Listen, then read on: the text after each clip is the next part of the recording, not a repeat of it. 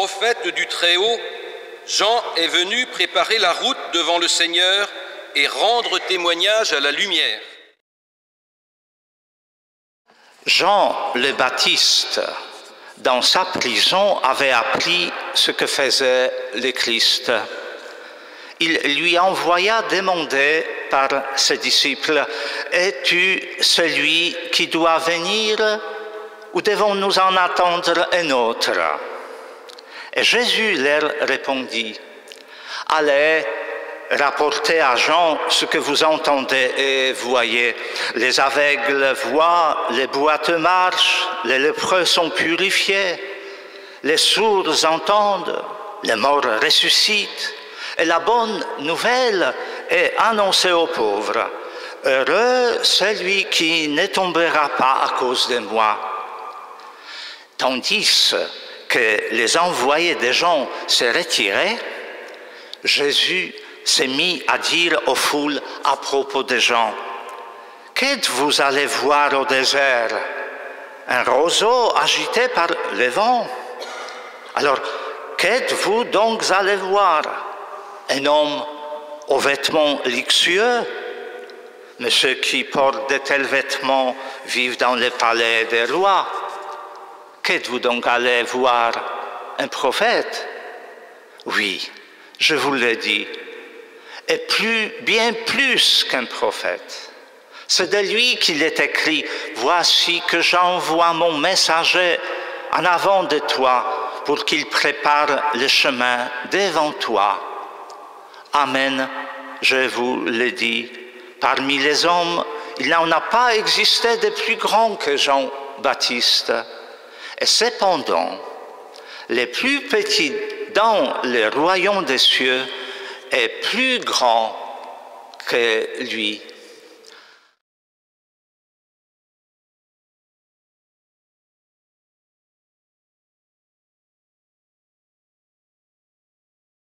Frères et sœurs, je le dis, frères et sœurs, même si vous découvrez mon accent, qui prouve, n'est-ce pas, ce qui prouve que je viens d'une autre contrée géographique, donc même si je suis originaire d'une autre nation, mais votre frère, c'est Jésus qui nous a apporté cette bonne nouvelle. Je voudrais tout d'abord vous dire un grand merci sortant de mon cœur pour votre témoignage de foi et d'amour. Vous avez pu passer autrement cette matinée dominicale en faisant, comme vous le dites en français, en faisant la grâce matinée, c'est ça? Mais non, vous êtes venus ici. Cette présence constitue déjà ce fort témoignage. Dans cette attitude, grâce à la décision pastorale de vos prêtres, nous pouvons prier aujourd'hui, comme vous nous l'avez dit, cher Père, en communion particulière avec nos frères et sœurs chrétiens qui subissent les souffrances et les persécutions même à cause de leur amour pour le Christ et d'autres hommes à son exemple. Quand c'est Jésus attendu comme Messie, Sauveur, est apparu, nous l'avons entendu, ses contemporains voulaient s'assurer de son identité auprès de Jean-Baptiste. Et aujourd'hui, c'est l'Église qui, dans sa mission prophétique, nous rassure en nous lisant l'encouragement d'Isaïe. Prenez courage, ne craignez pas. Voici votre Dieu, il va vous sauver. Oui. En nous le redisant, l'Église se réfère aux 20 siècles de son expérience qui confirme que le Christ sauve les hommes. Oui. En pensant à cet apport salutaire de Jésus, le Saint-Père François nous dit il y a quelques 2-3 semaines, je reprends ce propos, Jésus, dit-il, est le centre de toutes choses, de la création et de l'histoire de l'humanité et aussi de tout homme. Quand on perd le Christ comme centre, il n'en vient que des dommages pour l'environnement autour de nous et pour l'homme lui-même. Lorsque Jésus est au centre, même les moments les plus sombres de notre existence s'éclairent et il nous donne l'espérance. Il nous donne l'espérance. Frères et sœurs, quand j'ai réfléchi sur cette parole aussi à l'adresse du Christ que nous avons entendue tout juste dans la première lecture sortant de la bouche d'Isaïe, que ce Sauveur vient pour annoncer aux pauvres la bonne nouvelle, pour guérir ceux qui ont le cœur brisé, pour annoncer aux prisonniers la délivrance, aux captifs la liberté. Vous savez, je vais crier à l'adresse de ce Jésus. Seigneur, viens, ne tarde pas, car aussi aujourd'hui, il y a tant de prisonniers, tant de captifs, tant de guerres meurtrières, tant de victimes du terrorisme, tant d'hommes misérables sous toutes les attitudes. Viens, Seigneur, donc, sauve-nous. Oui. Et Jésus veut vraiment venir chez chaque homme. Oui. Hélas, il y a tant de barrières encore, tant de portes qui lui sont fermées, tant d'obstacles pour l'accueillir, parmi lesquels la lutte contre la foi en sa divinité et les dérangements en elle. Chers amis, présents ici, nous avons la grâce de l'intelligence, de la foi en ce Sauveur.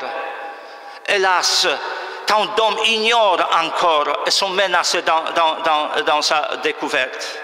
Vous savez comment cela se présente actuellement dans nos pays, soi-disant libres en Europe, où les adeptes, par exemple, du sécularisme veulent briser les croyants et nous écorcher pour l'instant de façon non sanglante encore, nous écorcher de la dimension spirituelle, de la dimension d'amour véritable et intégral.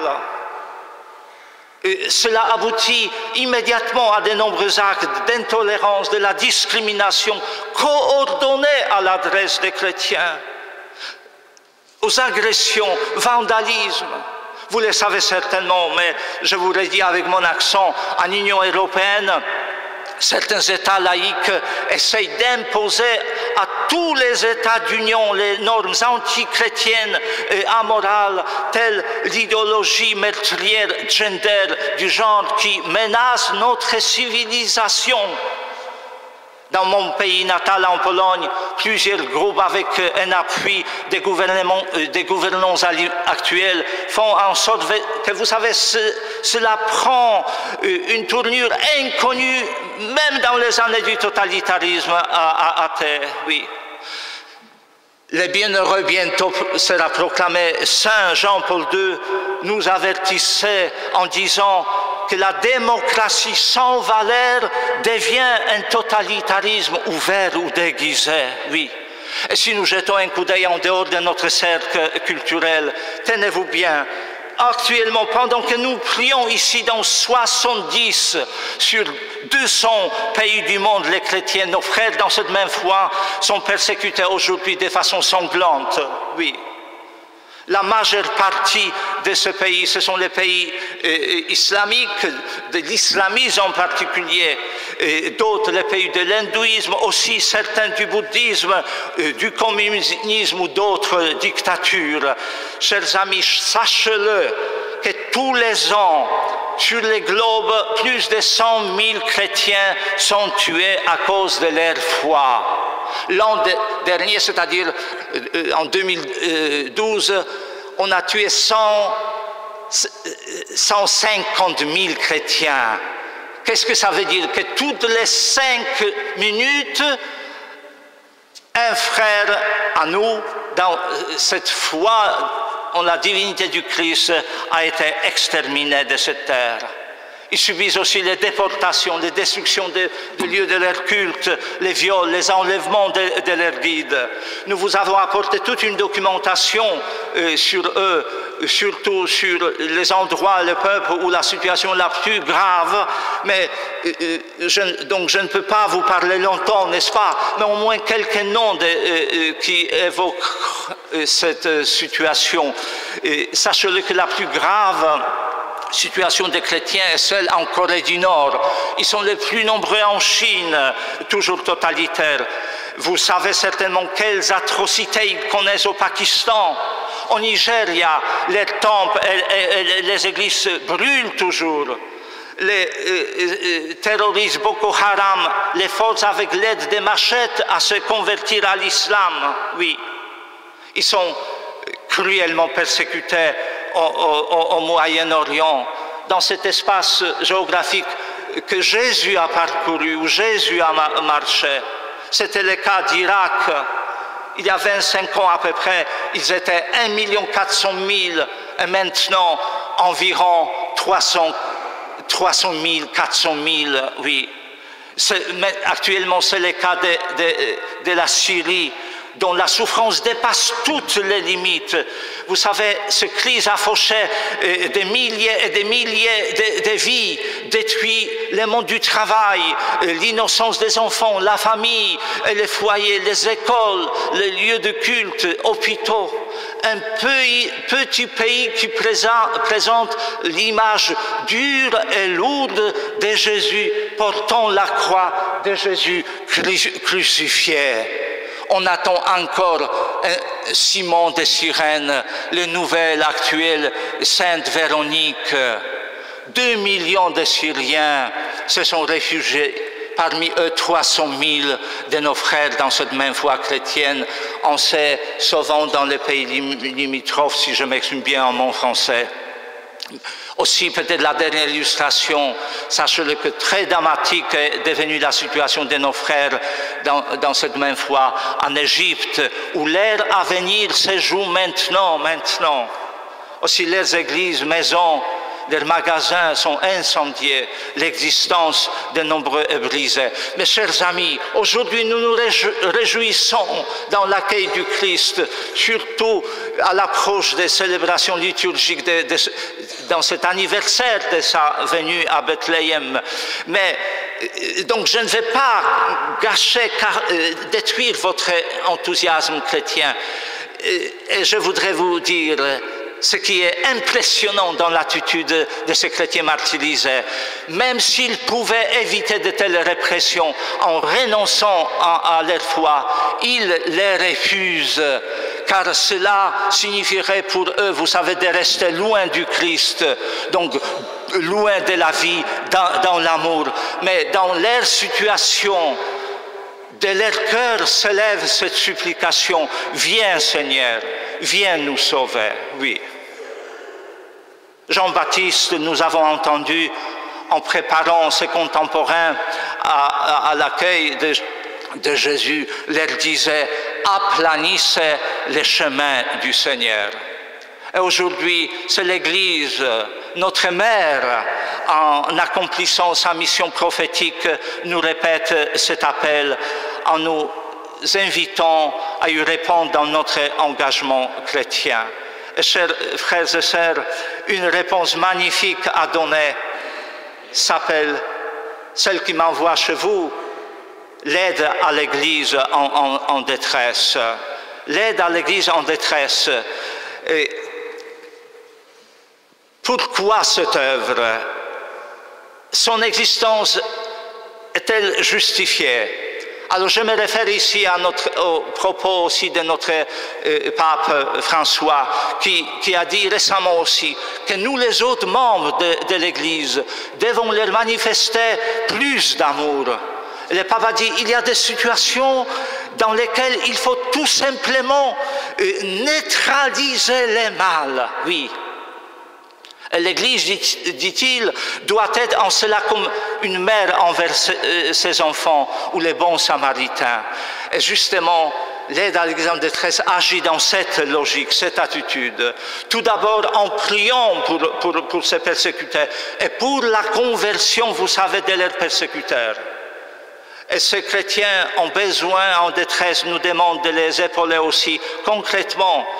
Je pense à ceux qui, dans les camps de réfugiés ou actuellement dans les froids glaciales dans la contrée de la Palestine, de la Syrie, en Égypte même, affrontent, vous savez, ces intempéries rarement arrivant chez eux, mais aussi les manques de tout, de la nourriture, des médicaments. Alors nous les portons de votre part. Nous avons promis à quelques centaines de familles d'agir, de leur apporter quelque chose juste avant Noël encore, espérons que ça pourrait se réaliser. Sachez-le que dans cette œuvre, d'autres communautés pauvres nous demandent de les aider dans la formation des messagers de l'Évangile, de futurs prêtres religieuses. Actuellement, 1 sur 6 séminaristes sur le globe se préparent pour devenir prêtres. Grâce à vous, qui faites partie déjà de cette magnifique aventure de la charité. Vous aidez les missionnaires. Quand je travaillais au Congo, je recevais de votre part quelques intentions de messe. J'ai rencontré là-bas vos compatriotes, vous savez, champions dans l'amour, les prêtres missionnaires depuis longtemps là-bas. Ils pourraient être plus efficaces encore s'ils avaient un peu plus de moyens pour ce partage de l'Évangile dans des conditions extrêmement difficiles. Sachez-le aussi que là, de soutien, l'éducation chrétienne des jeunes, des enfants, par l'envoi des catéchismes tels le UCAT par exemple, par l'envoi de cette magnifique merveille, on l'appelle la Bible de l'enfant. Nous l'envoyons en 172 langues. En portant une en français, vous nous permettez l'envoi de 3 exemplaires quelque part. Chers frères et sœurs, les bulletins que vous avez reçus, que vous pouvez recevoir à la suite de notre rencontre en vous faisant connaître vos coordonnées, vous en dira plus sur cette aide qui rassure ces gens que Dieu ne les abandonne pas.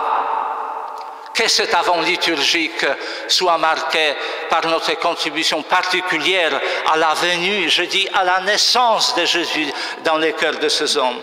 Cela changera l'essence de tout dans la vie tellement difficile des innombrables de nos frères. Merci en leur nom pour vos prières et vos dons. Peut-être aujourd'hui à la fin de la messe, je me mettrai avec une corbeille pour mendier pour eux. Merci si vous pouvez les aider à venir. Aplanissons ainsi la route du Seigneur. Alors, il va guérir ceux qui ont le cœur brisé. Il va libérer les prisonniers et les hommes vivront dans la paix parce qu'il sera avec eux. Cela sera pour nous tous le début de la fête du Noël éternel. Où l'amour, n'est-ce pas, nous le savons, Jésus nous l'a dit, l'amour demeurera à jamais. Amen.